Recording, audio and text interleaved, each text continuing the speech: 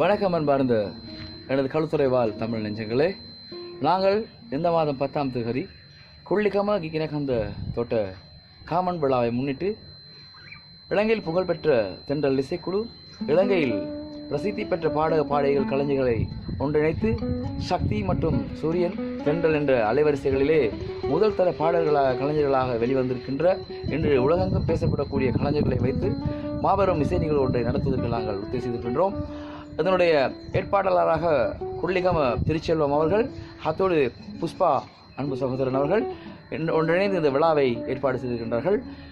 Common திருவிழாவை முன்னிட்டு நடத்தப்படும் இந்த இசை விழாவிலே நீங்கள் அனைவரும் கலந்து கொண்டு எங்களுடைய இசை வெள்ளத்திலே நீங்கள் மகிழ வேண்டும் என்று அன்புடன் வரவேற்கின்றோம்.